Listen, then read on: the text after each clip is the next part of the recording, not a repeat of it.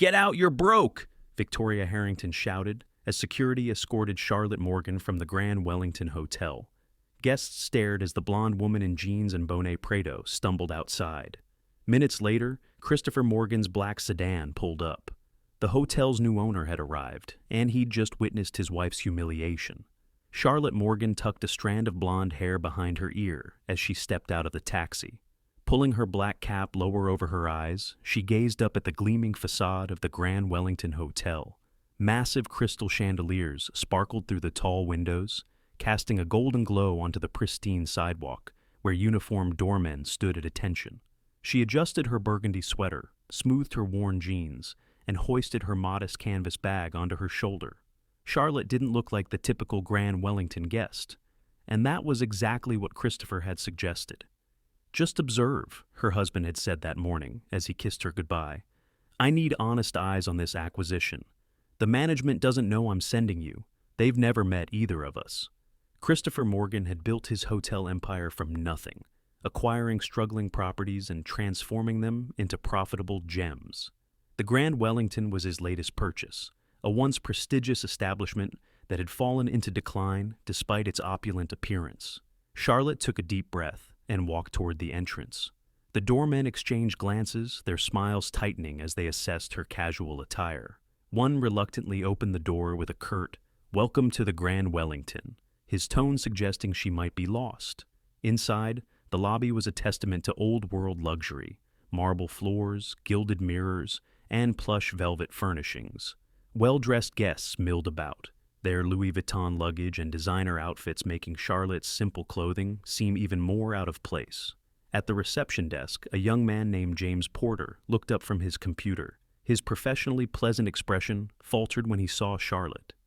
"May I help you?" he asked, his voice carrying a hint of doubt. "I'd like to see your rooms, please," Charlotte said with a warm smile. "I'm interested in staying here." James's eyes darted to her worn canvas bag, then to her casual clothes. "Do you have a reservation, ma'am?" "Not yet. I wanted to check the accommodations first." His fingers hovered over his keyboard. "Our standard rooms begin at $800 per night. Suites start at $2,500. Charlotte nodded, undeterred. "That's fine. I'd still like to see what's available."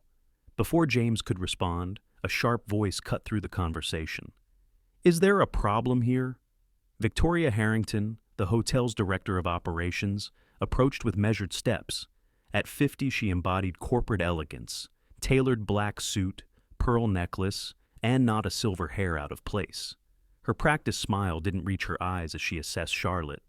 "No problem," Charlotte replied. "I was just asking to see your available rooms." Victoria's gaze swept over Charlotte's appearance, her expression hardening. "I see. James, I'll handle this." She turned to Charlotte. "Ma'am, the Grand Wellington is a 5-star establishment. Our clientele expects certain standards." Charlotte met Victoria's gaze evenly. "I understand. I'm still interested in seeing your rooms." Victoria's smile tightened. "Perhaps another hotel would better suit your budget. The Comfort Inn down the street offers very reasonable rates." The dismissal hung in the air. Several nearby guests glanced over, some with embarrassment, others with thinly veiled amusement. Charlotte stood her ground. "I'd prefer to stay here, if that's all right." Victoria's smile vanished completely. She leaned in, lowering her voice. "Let me be blunt. We cater to a specific clientele. Your appearance suggests you would be more comfortable elsewhere." Charlotte felt her cheeks flush, but kept her composure. "I can assure you, the cost isn't an issue." Victoria raised a perfectly shaped eyebrow. "Ma'am, this isn't about money. It's about maintaining our atmosphere. Now, if you'll excuse me, I have actual guests to attend to." As she walked away, Charlotte heard Victoria murmur to James, "Keep an eye on her. She looks like she's casing the place." Charlotte wandered through the hotel's public areas, noting every detail despite the increasingly hostile stares from staff. The once impeccable Grand Wellington was showing subtle signs of neglect: a chipped marble column here, a frayed carpet edge there. The service, too, seemed to be slipping. She observed a waiter in the lobby bar ignoring guests while chatting with colleagues, and a housekeeping cart left unattended in a main corridor. She jotted notes in her phone, mentally composing the report she would give Christopher.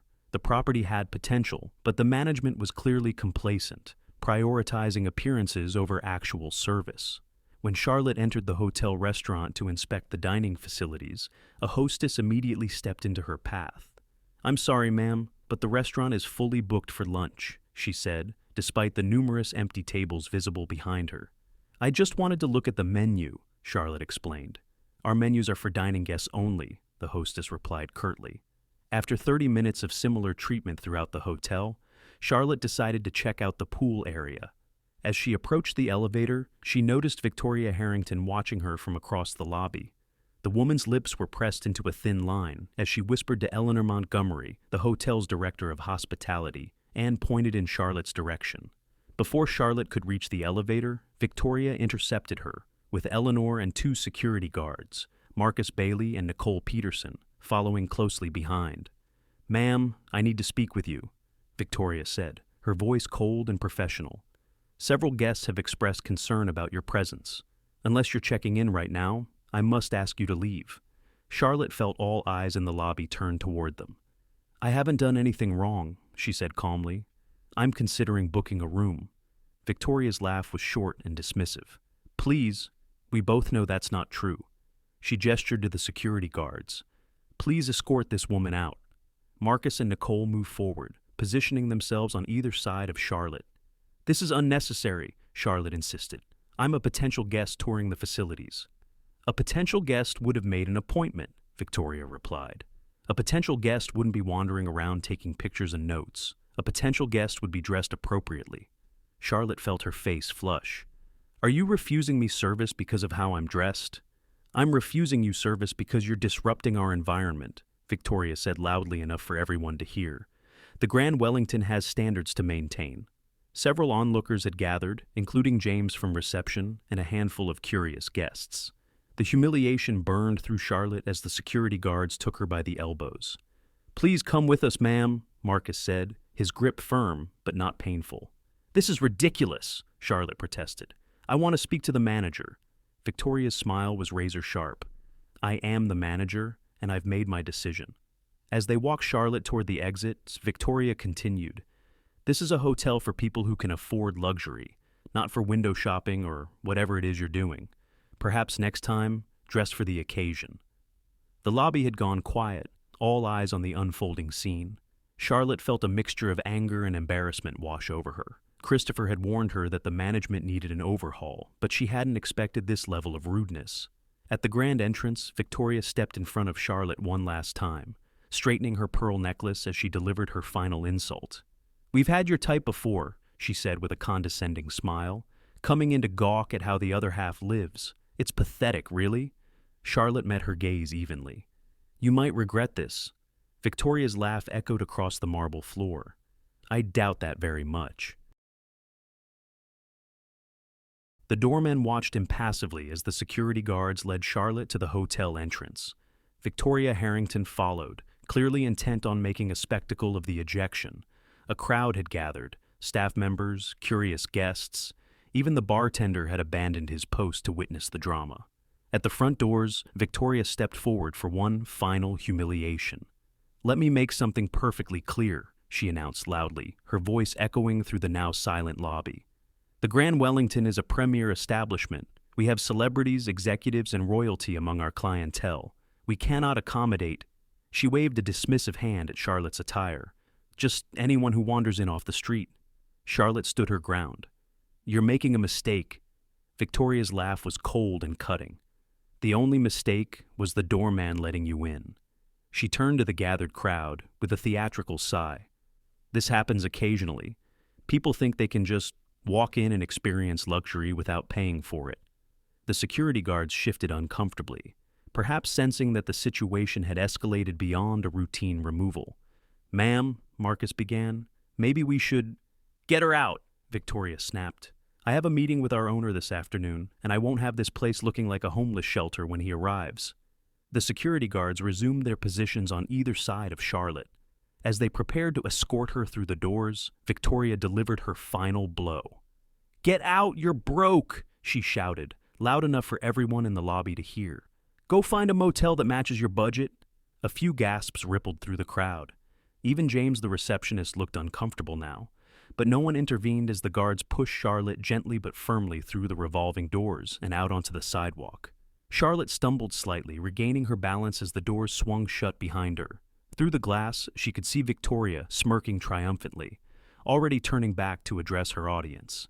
"Let that be a lesson," Charlotte heard her say before the doors closed completely. "Standards must be maintained." Outside, Charlotte took a deep breath of the crisp autumn air. Her cheeks burned with humiliation, but a strange calm settled over her. Christopher needed to see this firsthand. The management wasn't just inefficient. They were actively hostile to anyone they deemed unworthy. She pulled out her phone and sent a quick text.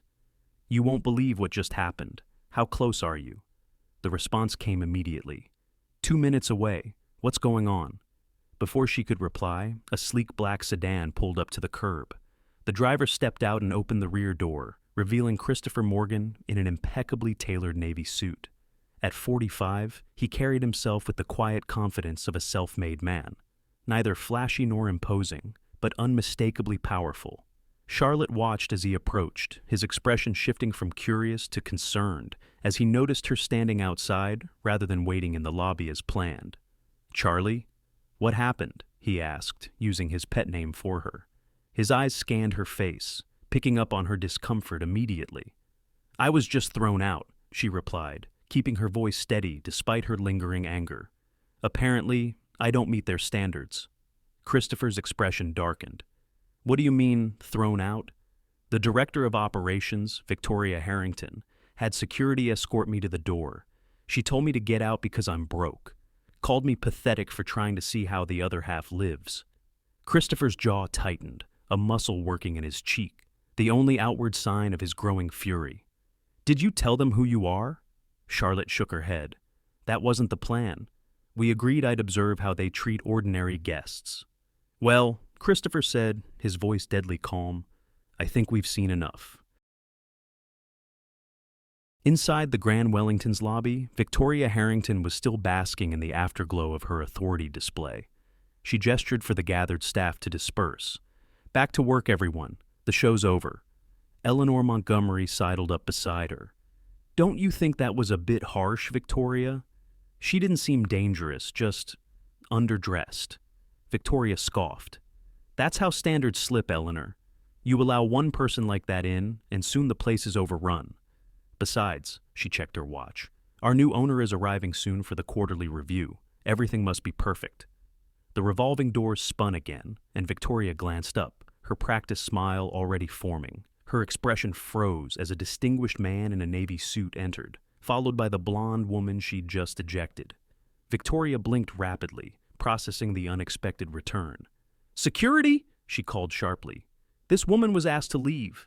Marcus and Nicole moved forward uncertainly, looking between Victoria and the newcomers. The man in the navy suit stepped forward, his presence commanding immediate attention. "That won't be necessary," he said, his voice quiet but carrying across the suddenly silent lobby. Victoria approached, extending her hand. "I apologize for the disturbance, sir. We're handling it. I'm Victoria Harrington, Director of Operations. Are you checking in today?" The man ignored her outstretched hand. "I know who you are, Ms. Harrington. The question is, do you know who I am?" Victoria faltered, her smile wavering. "I don't believe we've had the pleasure." "Christopher Morgan." The name dropped like a stone into still water. Victoria's face drained of color. "Mr. Morgan, our new owner, we weren't expecting you until 3 o'clock, yes, I decided to arrive early." His gaze was steady, unrelenting. "And this," he gestured to Charlotte, "is my wife, Charlotte Morgan." A collective gasp rippled through the lobby. James at reception looked like he might faint. Eleanor's hand flew to her mouth. Even the security guards took an involuntary step back. Victoria Harrington stood frozen, her mouth working silently as she tried to process the catastrophic revelation. "Your wife?" she finally managed, her voice barely above a whisper. "Yes," Christopher confirmed.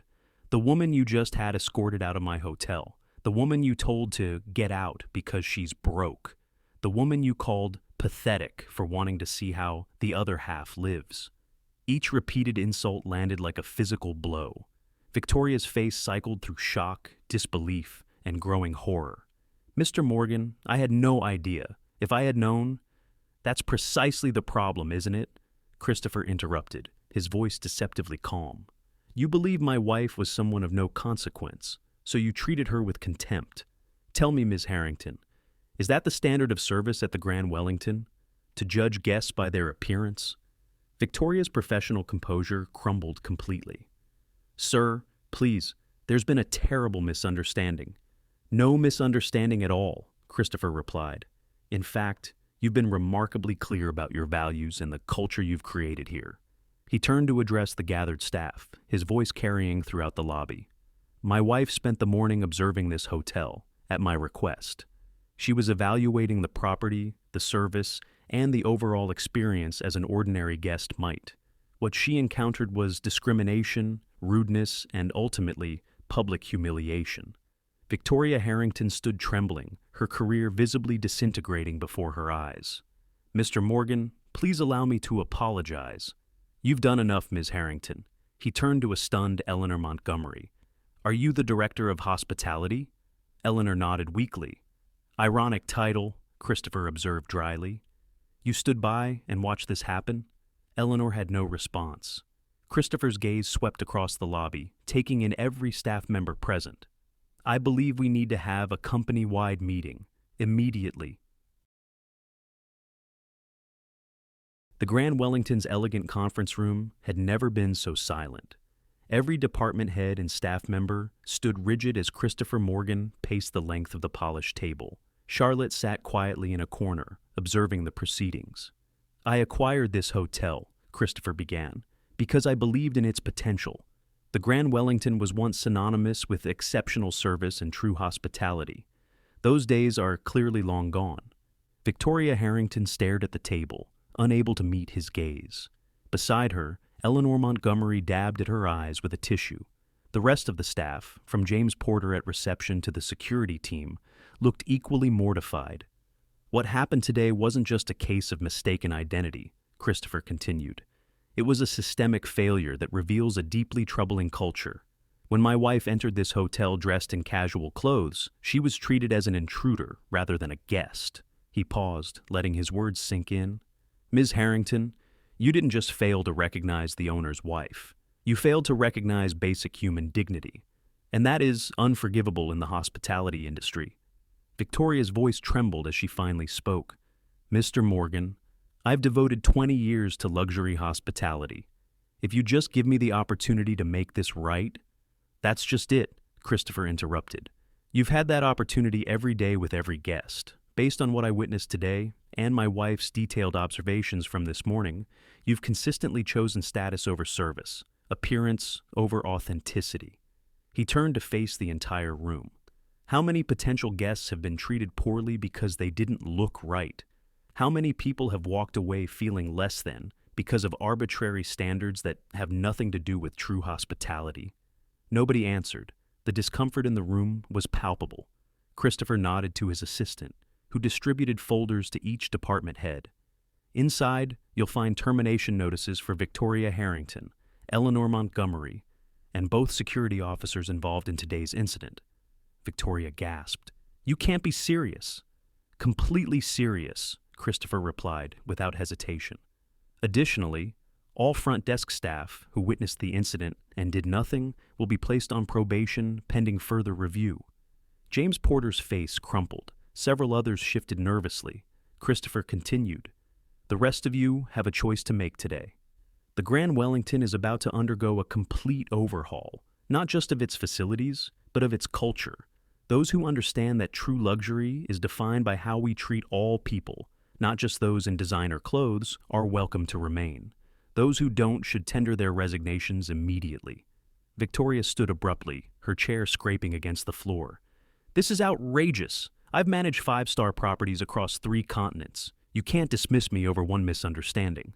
Christopher's expression remained impassive. "This wasn't a misunderstanding, Ms. Harrington. It was a revelation of character, yours and this institution's. Security will escort you to collect your belongings." Your final paycheck will include 2 months' severance, which is more generosity than you showed my wife." As Victoria stormed out, followed by a shell-shocked Eleanor and the two security guards, Christopher turned his attention to the remaining staff. Effective immediately, the interim manager will be— He consulted his notes. "Thomas Reynolds from our Chicago property. He'll arrive tomorrow to begin the transition. In the meantime, I suggest you all reflect on what true hospitality means." He gestured to Charlotte, who joined him at the front of the room. "My wife and I built our company on a simple principle. Everyone deserves respect, regardless of their appearance or perceived status. That's the standard I expect at every property bearing the Morgan name, and the Grand Wellington will be no exception." The meeting concluded, leaving the remaining staff to process the seismic shift that had just occurred. As Christopher and Charlotte exited, the once proud Victoria Harrington was being escorted to her office by building security. Her career at the Grand Wellington finished in a matter of minutes. 1 month later, the Grand Wellington's lobby hummed with a different energy. Gone was the stifling atmosphere of exclusivity, replaced by a genuine warmth that greeted every guest regardless of appearance or pedigree. Charlotte Morgan, dressed in the same casual style that had caused such consternation a month earlier, sat in a plush armchair observing the transformation. Beside her, Thomas Reynolds, the interim manager who had proven so effective that Christopher had made his position permanent, reviewed the latest guest satisfaction scores. "Up another 12%, Thomas said, unable to contain his smile. "We're now outperforming every other hotel in the Morgan portfolio." Charlotte nodded, watching as a young receptionist warmly welcomed an elderly couple in worn travel clothes, showing them the same deference previously reserved for celebrities and executives. "It's not just the scores that have improved," she noted. "Look at our occupancy rates." Thomas flipped through his tablet. 92%, even with the rate increase. Turns out people will pay premium prices for genuine service rather than superficial snobbery. The revolving doors spun, and Christopher entered, returning from a meeting with the renovation designers. The staff acknowledged him with respectful nods, but no one froze in fear or scrambled to appear busy, a stark contrast to the tension that had permeated the hotel under Victoria's regime. "How's it going?" he asked, joining them. "Better than expected," Thomas replied. "The new hiring is complete, training programs are underway, and guest feedback has been overwhelmingly positive." Christopher scanned the lobby, noting the subtle but significant changes. The faded carpets had been replaced, the chipped marble restored, and fresh flowers brightened every corner. But the most important change wasn't physical. It was the spirit of the place. "And how's James doing?" Christopher inquired about the former receptionist, who had stood by during Charlotte's humiliation. "He's come a long way," Thomas said. "After his probationary period, he asked to be transferred to our community outreach program. He's currently coordinating with local shelters to provide hospitality training for residents. Says it's helped him understand what true service means." Charlotte smiled. "Sometimes people just need a wake-up call." A young woman approached their group hesitantly. "Excuse me, Mr. and Mrs. Morgan. I'm Amanda, the new director of guest relations. I wanted to thank you for the opportunity to be part of this transformation." Christopher nodded warmly. "Thank you for embracing our vision, Amanda." After she left, Charlotte turned to her husband. "Have you heard anything about Victoria?" Christopher's expression tightened slightly. "Last I heard, she was struggling to find another position. Apparently, word got around about what happened here." "I don't wish her ill," Charlotte said thoughtfully. "But I hope she's learned something." "Some lessons are expensive," Christopher replied. "Speaking of which, I received an interesting email this morning. Victoria has requested a meeting." Charlotte raised an eyebrow. "For what purpose?" "To apologize, supposedly." He looked at his wife. "I told her I'd consider it, but only if you were comfortable with the idea." Charlotte considered this for a moment. Maybe it would provide closure, and if she's genuinely changed. The conversation paused as they watched a family enter the hotel, parents in simple clothing, their teenage children wide-eyed at the grandeur. The new concierge immediately approached, offering assistance with genuine warmth.